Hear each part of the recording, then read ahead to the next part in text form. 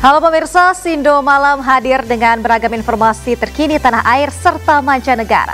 Bersama saya Aulia Wardani, inilah Sindo Malam selengkapnya.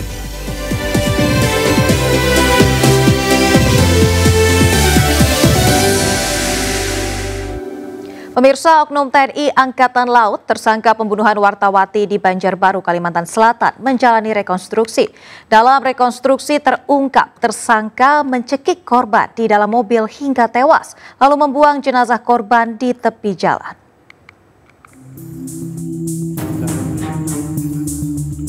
Polisi militer TNI Angkatan Laut menggelar rekonstruksi pembunuhan Juwita, wartawati media online di Banjarbaru, Kalimantan Selatan.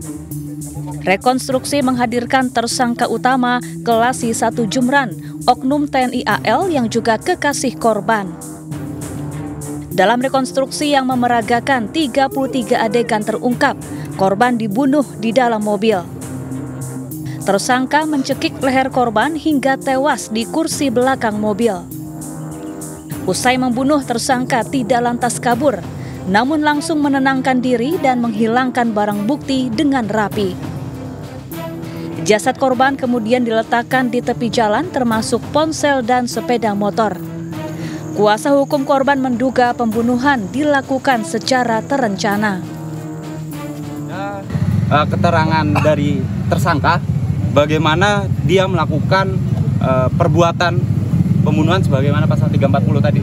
Jadi kalau dilihat tadi memang ada dari keterangan tersangka untuk proses terjadinya pembunuhan, serta ada saksi yang melihat bahwa ada suara pintu, kemudian melihat ada ternyata mobil dan korban. Seperti itu. Makanya ada jeda waktu bertahap, proses itu berbeda dengan 338. Pembunuhan seketika itu akan langsung dilakukan secara otomatis. Artinya seketika itu terjadi pembunuhan. Kalau tadi disetting memang peristiwa itu dari awal sampai diletakkannya jenazah itu atau korban di pinggir jalan. Sekaligus juga menghilangkan beberapa bukti termasuk handphone, kemudian sepeda motor juga dicuci tadi kita saksikan bersama. Nah, itu adalah dalam keadaan dia tenang untuk melakukan perbuatan tersebut. Sebelumnya korban ditemukan bersama sepeda motornya di tepi jalan kawasan Gunung Kupang Kiram, Banjarbaru, Kalimantan Selatan, Sabtu sore 22 Maret 2025 lalu. Sebelum dibunuh, korban diduga mengalami kekerasan seksual oleh tersangka. Di bulan Desember, korban diminta tersangka untuk memesan kamar hotel dengan dalih tersangka lelah usai beraktivitas. Setelah sampai di kamar hotel, korban didorong dan langsung dianiaya. Usai mengalami kekerasan seksual, korban menceritakan ke kakak korban. Dari Banjarbaru, Kalimantan Selatan, Sairi iNews melaporkan. Pemirsa, banjir yang terjadi di Jalan Raya Pantura Jenderal Sudirman, Kota Bekasi menyebabkan arus balik Lebaran terganggu. Akibat genangan setinggi 70 cm yang menyebabkan kepadatan kendaraan.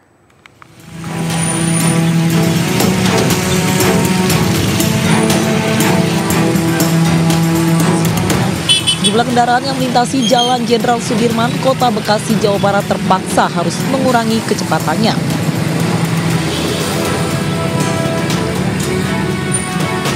Bahkan beberapa sepeda motor dan angkutan umum mengalami mati mesin akibat nekat menerobos genangan.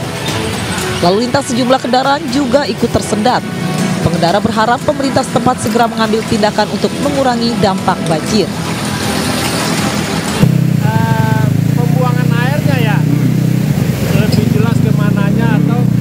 Jalannya ditinggiin. Guna mengurangi kemacetan, petugas dari Polres Metro Bekasi Kota mengizinkan pengendara motor untuk mengambil jalur berlawanan. Sementara pengendara mobil dan kendaraan besar tetap melaju dan mengambil jalur sebelah kanan. Dari Bekasi, Jawa Barat, Ahmad Jauhari Lutfi, iNews melaporkan.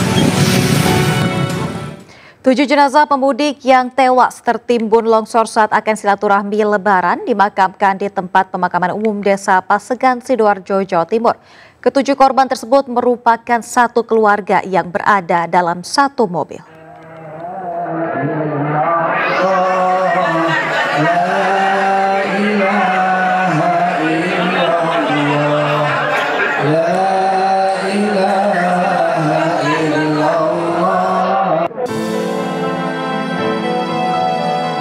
Lantunan sholawat mengiringi pemakaman 7 jenazah pemudik yang tewas tertimbun longsor di Mojokerto, Jawa Timur.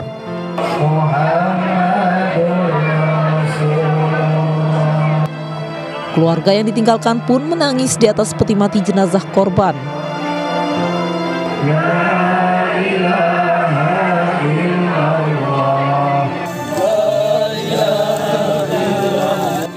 Usai dimandikan, jenazah kemudian disolatkan di masjid yang berada di sekitar rumah duka.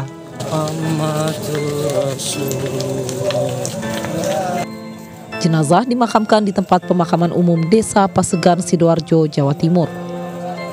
7 korban ini merupakan satu keluarga. Mereka tewas tertimbun longsor saat akan bersilaturahmi dengan sanak saudaranya.